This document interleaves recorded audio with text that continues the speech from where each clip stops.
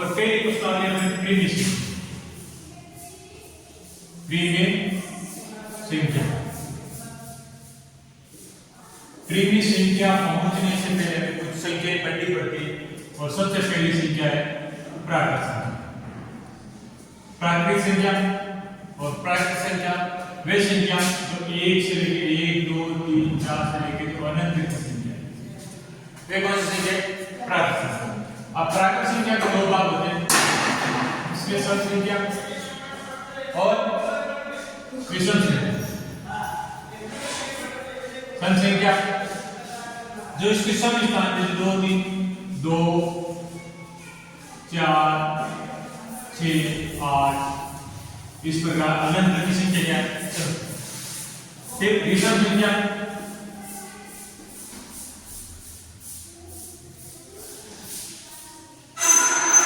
यानी इसकी विषम स्थान 1 3 5 7 और अनंत।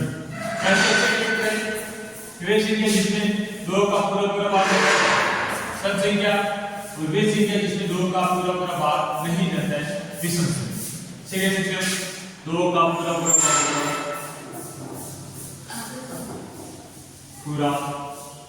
भाग जाता हो क्या कहलाती है सम संख्या। और 2 का पूरा भाग नहीं जाता है वह विषम संख्या। अनंत संख्या प्राकृतिक संख्या दो भाग सम संख्या और विषम संख्या। सम संख्या यानी जिस संख्या में 2 का पूरा भाग रहता है विषम संख्या और जिस संख्या में 2 का पूरा भाग नहीं रहता है विषम संख्या। इसके अलावा आती है हमारे पास पूर्ण संख्या। पूर्ण संख्या तो देखो जो अपने प्राकृतिक संख्या है अगर हम इसमें क्या करते हैं 0 ऐड करते हैं तो कौन सी संख्या बन जाएगी पूर्ण संख्या। 1 2 3 4 से लेकर अनंत यानी इसमें देखो ये प्राकृतिक संख्या हमारे पास है ये प्राकृतिक संख्या तो इसमें क्या लगेगा 0 तो कौन सी कटेगी पूर्ण संख्या। और पूर्ण के बाद होती है पूर्णांक संख्या।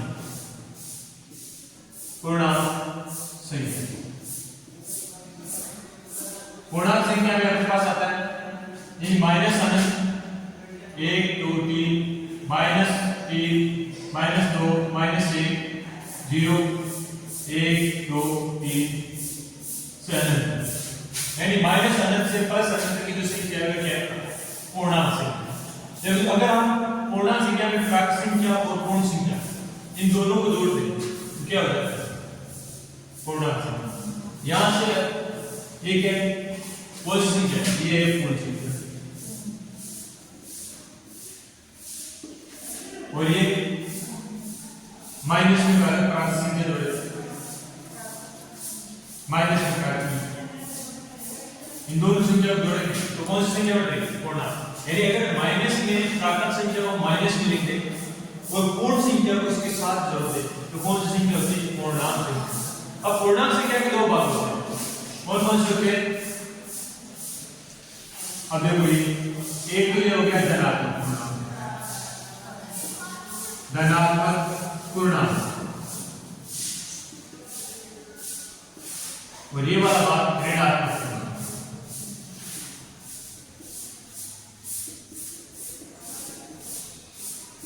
और प्लस और माइनस में ऋणात्मक पूर्णांक में धनात्मक पूर्णांक मिलाते हैं तो क्या प्राप्त होता है 0। क्या प्राप्त होता है 0। जैसे माइनस 1 में प्लस 1 मिलाएंगे तो क्या आएगा 0। माइनस 2 में प्लस का 2 करेंगे 0। माइनस का 3 में प्लस का 3 मिलाएंगे 0। तो ऋणात्मक पूर्णांक में धनात्मक पूर्णांक अगर मिलाते हैं तो क्या प्राप्त होता है 0 प्राप्त। तो ये पूरी अपनी संख्या। अब प्राकृतिक संख्या आगे सम विषम पूर्ण और पूर्णांक संख्या।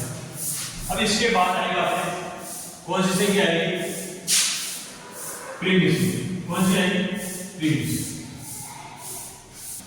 तो प्रीमिस संख्या जहां तक हम जानते हैं P अपॉन Q रूप में होती है।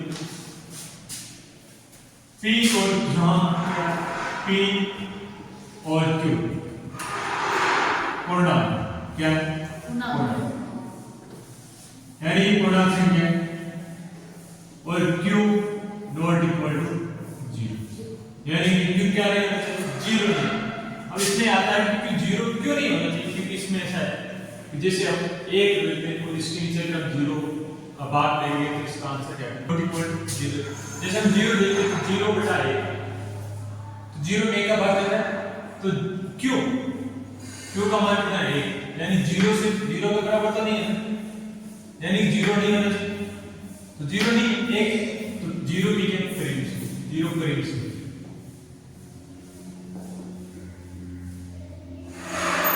तो शून्य करीब से क्या है? इसके अलावा जैसे पाई बटा 1, तो क्या पाई एक करीब से क्या है? क्योंकि पाई देखो यहाँ पूर्णांक लिखा है अपने पास, पूर्णांक में भी पाई का मान आता है नहीं, इसलिए पाई क्या है? एक करीब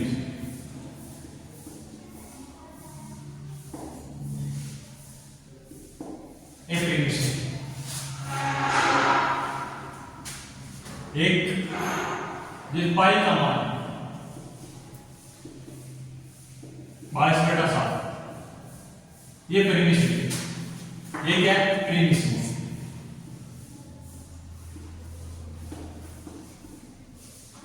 कैसे? जैसे 22, ए का मान कितना है? 22, टी बराबर 22 और क्यू बराबर 7, तो क्यू यानी 0 नहीं है और पी 22 यानी पूर्णांक संख्या में 22 आता है। दोनों बड़ी संख्या पूरी कर रहा है, इसलिए पी का जो पाई का मान है ये प्रीवियस संख्या है, जबकि पाई है ये प्रीवियस संख्या है। ऐसे हम कोई भी संख्या लिख सकते हैं, मेरे का 3.14, तो ये प्रीवियस संख्या, ये प्रीवियस संख्या नहीं है, लेकिन इसे प्रीवियस संख्या का रूप में लिख सकते हैं। ये प्रीवियस संख्या नहीं, ये होल संख्या के रूप में लिख सकते हैं। 3 पर हटाएंगे कितना आ जाएगा? 100। तो ये एक प्रीवियस संख्या है, 3/q के रूप में लिख सकते हैं। ये हो गया अपना प्रीवियस संख्या।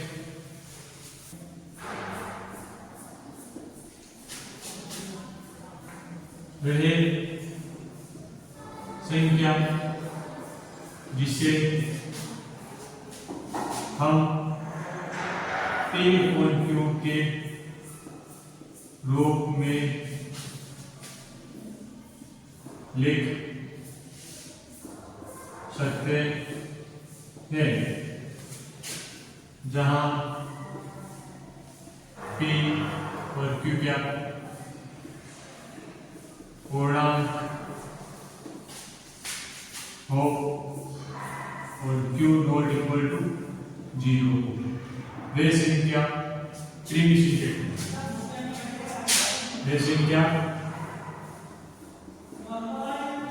प्रीमिय संख्या के लाते हैं। एक प्रीमिय संख्या जो परिमित संख्या नहीं है।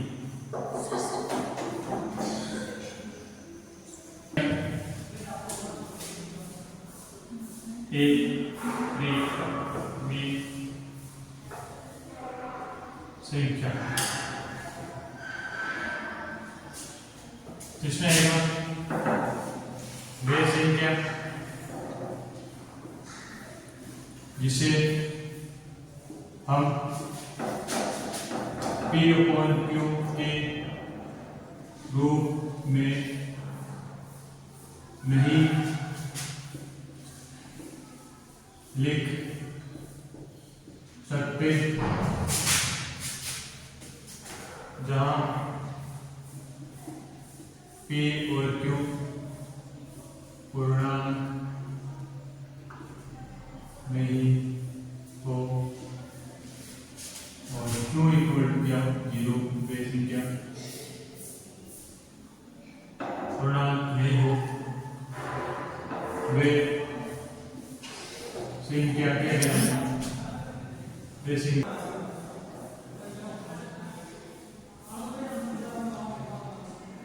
ठीक है।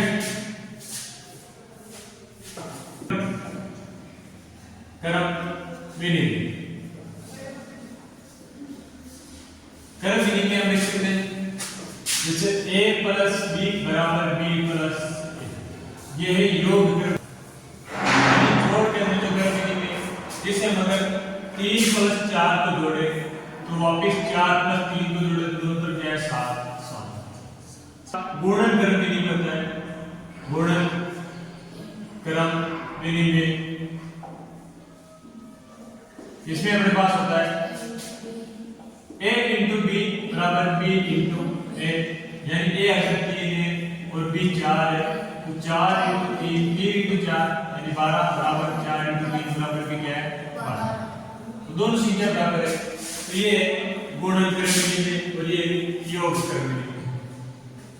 इसे हम ऐसे लिखते हैं, एक तो किसमें होती है जोड़ में और एक गुणन।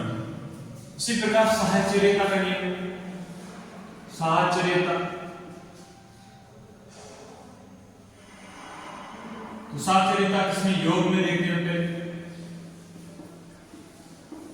तो योग में देखो a plus b plus c,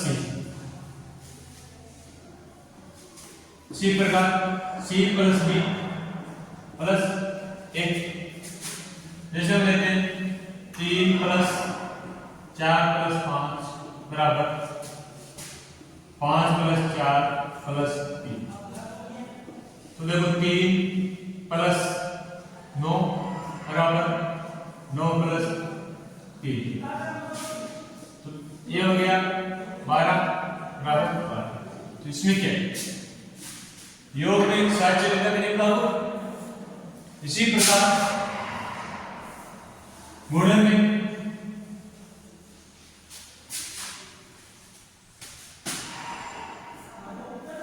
साहचर्यता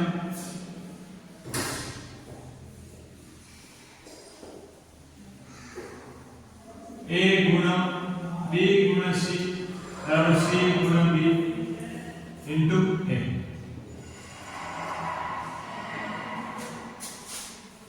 इसी प्रकार 3 गुणा 4 इंटू 5 बराबर 5 इंटू 4 गुणा 3, 3 4 में 20 इंटू 3 इंटू 20 बराबर 20 इंटू 3, तो ये होता है 60 बराबर, यानी कि ये संख्या भी दो में ही लागू होती है, एक तो योग में और एक गुणन में। ये हो गया अपने क्रम विनिमय और साहचर्यता। इसका और दूसरा उदाहरण भी देख, अब आता है अपने पास योग तत्व।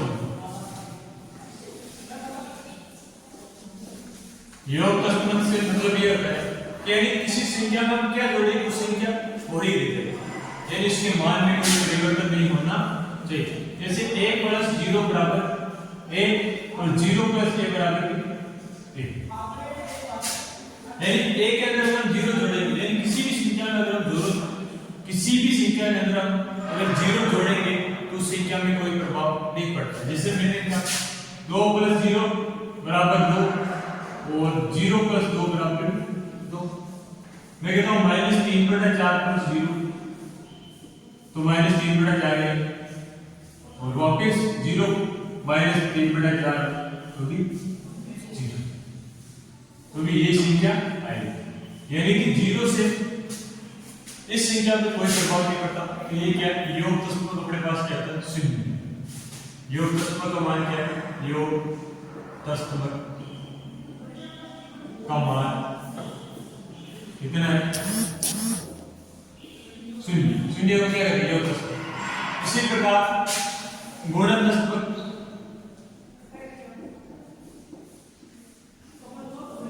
गुणन तत्व एक यानी वो संख्या जिससे किसी संख्या के गुणा करने पर उस संख्या पे कोई प्रभाव नहीं पड़ता है, वो संख्या है गुणन तत्व।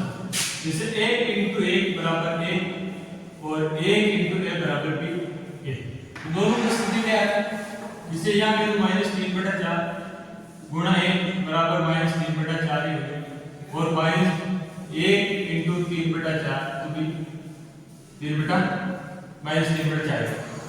मैं कहता 2 इंटू 1 बराबर 2 और 1 इंटू 2 बराबर भी 2, यानी एक वो संख्या है जिससे किसी भी संख्या से अगर हम गुणा करें तो इस संख्या में कोई प्रभाव नहीं पड़ता, वो की वही संख्या हमें प्राप्त होती है। ये तो हो गया अपने तस्त नंबर।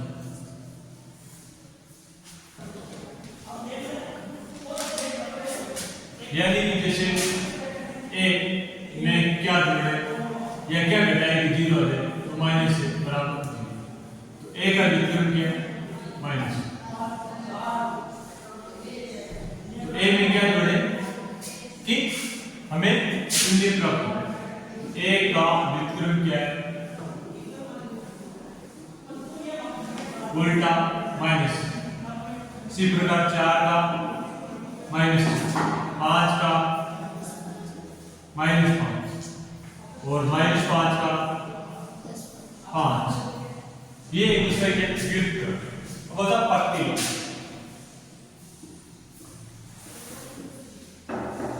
प्रतिलोम का मतलब होता है जैसे a अपॉन b, इसका प्रतिलोम क्या होगा, इसका होगा b अपॉन